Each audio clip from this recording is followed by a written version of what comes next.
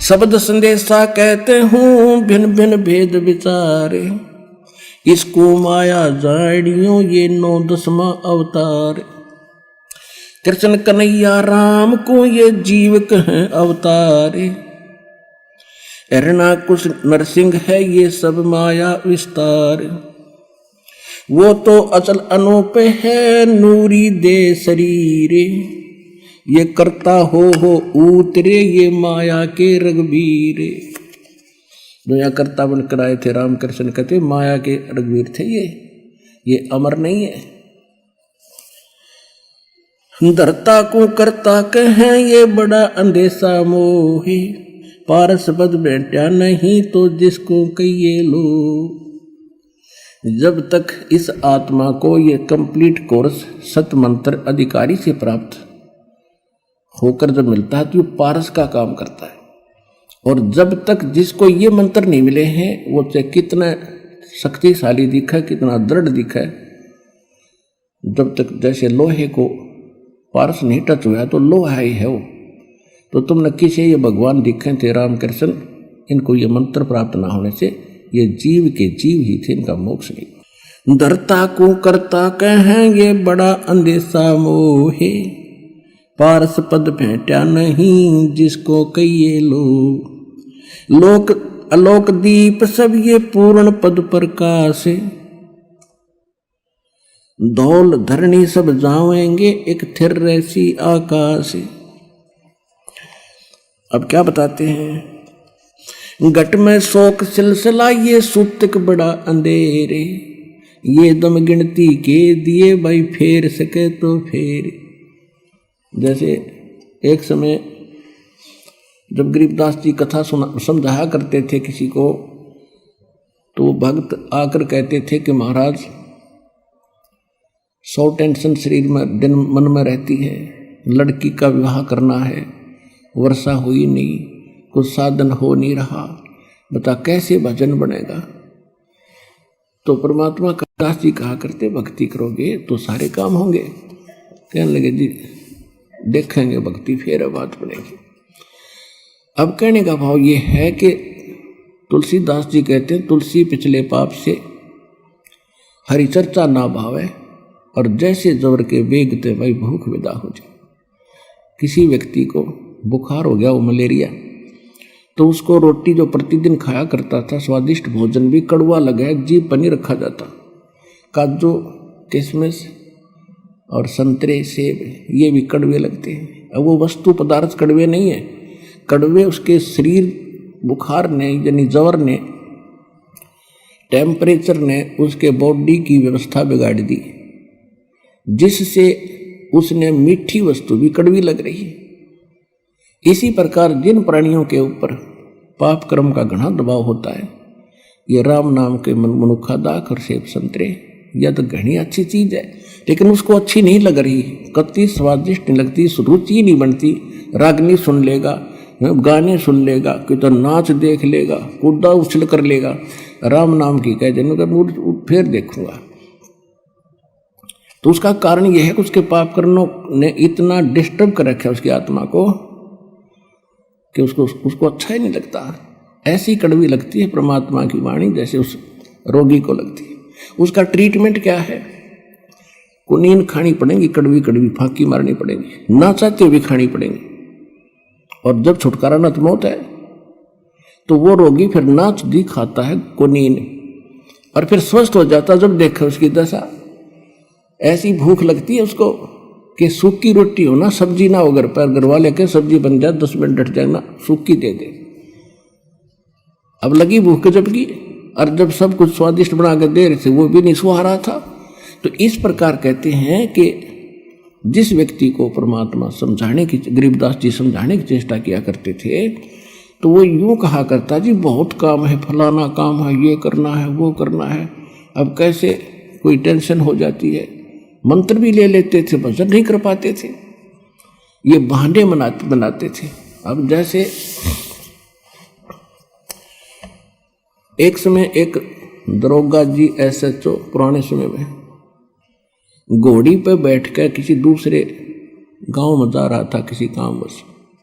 जून का महीना हरियाणा का, ये हरियाणा क्षेत्र, उसमें रहट होते थे, कुआं बैलों से चलते थे और एक पुली का बाल्टी बांध जोड़ दिया करते सैकड़ों, वो नीचे से कुएं से जल जाती थी और बाल्टी बाहर आकर के और नाली में वो खाली होती थी, खाली नीचे चली जाती, उसको रहट बोला करते।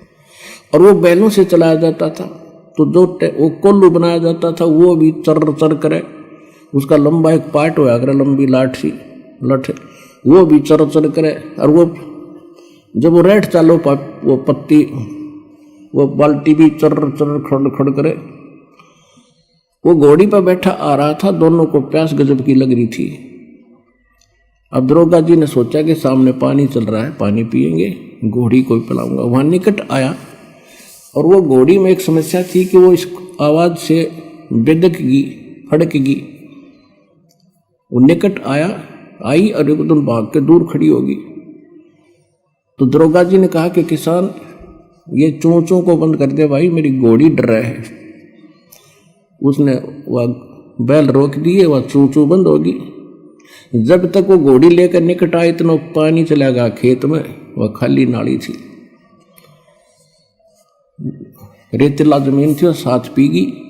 तो दरोगा ने कहा भी पानी निकाल, उसने फिर शुरू कर दिया और वो सारा चुर चुर चुर हुई, घोड़ी फिर भागी। उसने कहा रे इस चोंचों ना बंद कर, वो फिर रोक दिए बैल। निकट आया, उसने फिर कहा पानी निकाल, वो फिर चला दिया, फिर भागी। तो किसान बोला दरोगा जी इस चोंचों में पी लो ना तो दोनों मरोगे, ये चोंचों बिना पानी निकले ना तो दोनों मरोगे ना। तो इसने अपनी प्या किसी तरह लठ लुठ मार गए। तो कहने का भाव ये है कि पुण्यात्मा, यहाँ गरीबदास जी क्या कह रहे हैं, घट में शोक सिलसिला ये सुतक बड़ा अंधेरे, ये दम गिनती के दिए तो फेर सके तो फेर। कहते तेरे शरीर में ये शोक सिलसिला होता सूतक सा हो रहा है, यानी रोज नया उपजा है कि कोई न कोई समस्या तेरे जी ने यू काल रखेगा। और ये गिनती के सांस है भाई, इस चू चू में मैं करा जाता हो तो इससे हम कर ले। गरीब घट में शोक सिलसिला ये सूतक बड़ा अंधेरे, ये दम गिनती के दिए तो फेर सके तो फेर।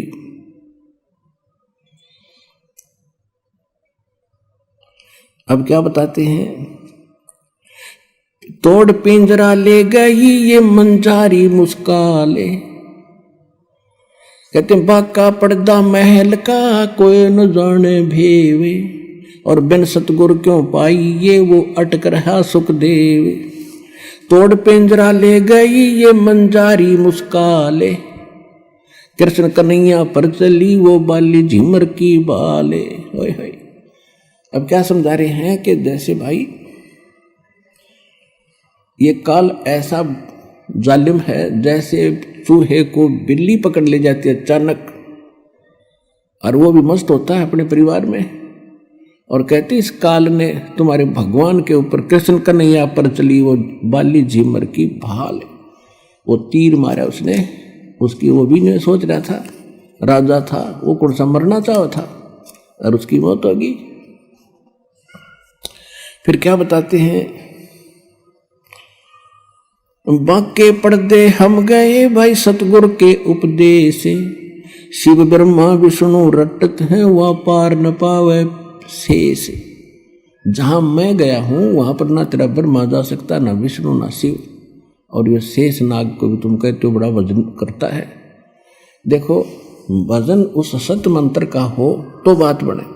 अब जैसे बबूल का बीज बो दिया किक्कर का, और बो दिया आम का, जान के किसी ने मिसगाइड कर दिया, बोला जिसने ना देखा था आम कि ये आम का बीज है, इसको बो, और सेवा की विधि सारी से सही बता दी, ऐसे रक्षा करना, जल डालते रहना, ये अंकुर होगा फिर बड़ा होगा, फल लगेंगे।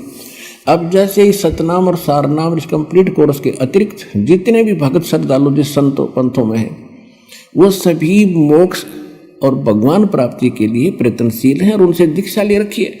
तो सभी ने वो मोक्ष मार्ग का मंत्र दे बबूला लागेंगे। तो कहने का भाव ये है कि जहां सतमंत्र नहीं है वो बबूल बीज के और आम की आशा में अपना जीवन नाश करे।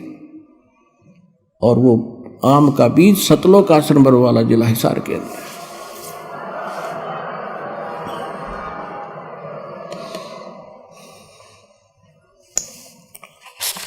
अब इसमें बहुत ज़्यादा प्रकरण है, बहुत बड़ा ग्रंथ है। समय आने पर आपको धीरे धीरे सभी सुनाएंगे।